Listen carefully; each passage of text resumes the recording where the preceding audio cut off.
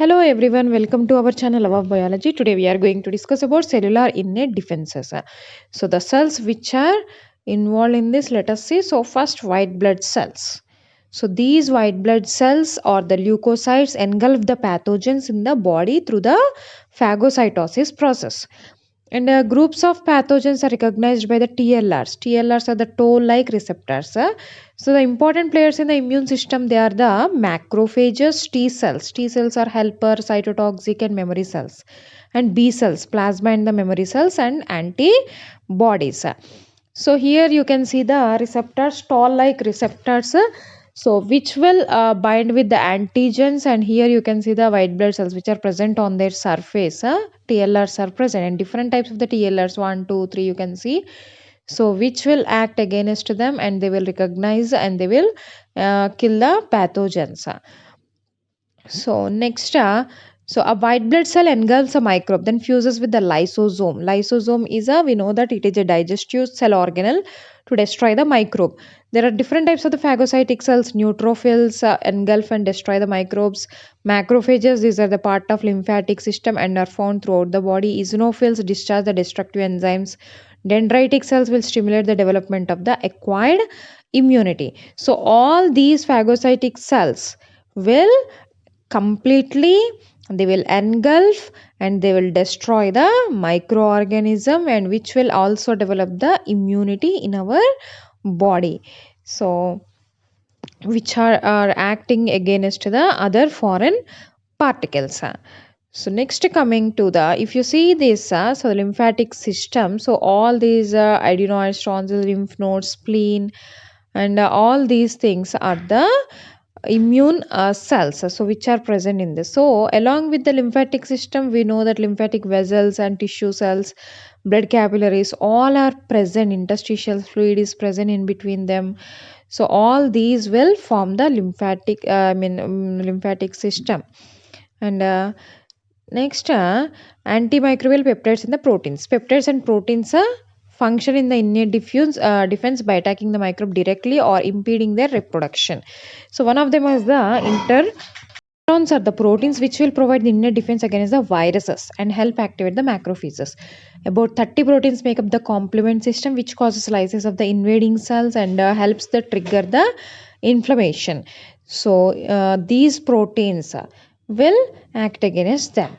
So following a injury, mast cells, they will release the histamine, which promote the changes in the blood vessels. This is a part of the inflammatory response. These changes increase the local blood supply and allow more phagocytes and antimicrobial proteins to enter the tissue. And they will also form a pus, which is a fluid rich in the white blood cells. Dead microbes and cell debris accumulates at the site of the inflammation. So here you can see the pus formation, phagocytosis, and the fluid releasing by them. So when there any pathogen enters through the injuries, so the pus will form, which contains white blood cells which are acting against that foreign particle, and they will cause the destruction of the organism. So inflammation can be either local or the systematic, that is throughout the body also it will be present. There is one of the systematic inflammatory response triggered by the pathogens released by the macrophages and toxins from the pathogens. And septic shock is a life-threatening condition caused by an overwhelming inflammatory response. These are the responses, inflammatory responses are caused by the microorganisms entry. And all body cells except red blood cells have the class 1 and class 2 MHC proteins on their surface and in their matrix, some on specialized cells. So MHC are the major histocompatibility complex. So cancerous or infected cells no longer express this MHC protein, but natural killer cells attack these damaged cells. So these are also act major part in the immune system. So next, some pathogens avoid destruction by modifying their surface to prevent the recognition or by resisting the breakdown following phagocytosis. TB is one such disease and kills more than 1 million people per year.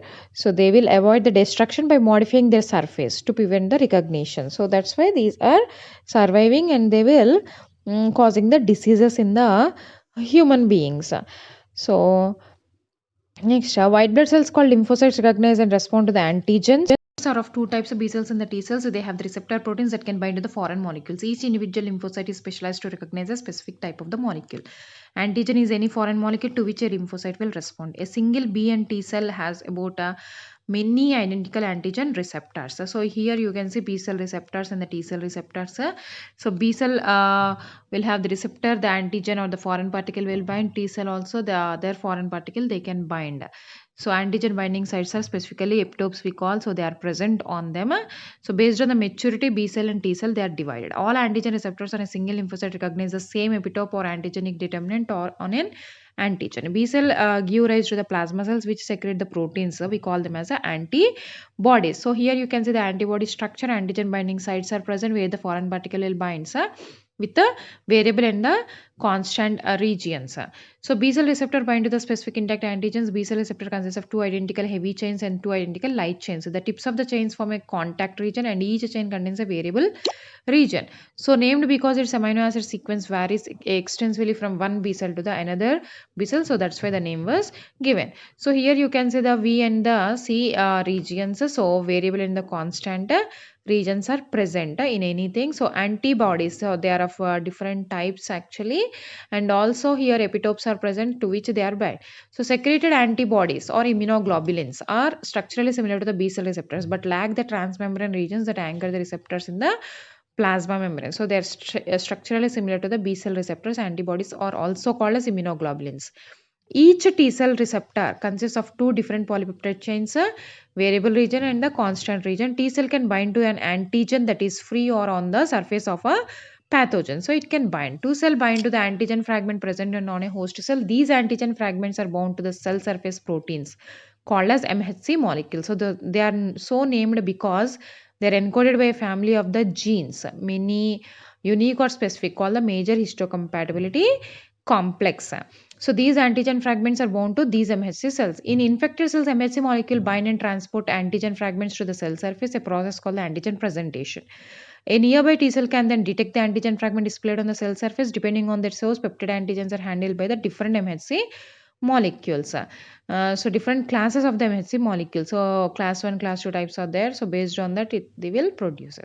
So antigen will bind to the MHC1 molecule if you see plasma membrane of the infected cell. So top view, if you see this binding surface exposed to the antigen receptors. So class 1 of MHC are found on almost all nucleated cells of the body. They display peptide antigens to the cytotoxic T cells. Class 2 are found in the specialized cells like macrophages, B cells, and activated T cells. But in all the cells, class 1 is present. In specialized cells, class 2 MHC molecules are present. So in the infected cell, antigen fragments, if you see, so they will release. So MHC1 molecule receptors which are present on the T cell receptor, and T cell will recognize as the combination. So antigen associated with the MHC molecule in both class 1 and the class 2. But in class 1, cytotoxic T cell is present, but in the class 2 helper T cell, you can see here. So T cell recognizes the combination. So here cytotoxic will recognizes, and in this helper T cell will recognizes the pathogen. So class 2 MHC molecules are located mainly on the dendritic cells, macrophages, B cells. So these are the antigen presenting cells because they will display the antigens on their surface. Thank you. Please subscribe my channel.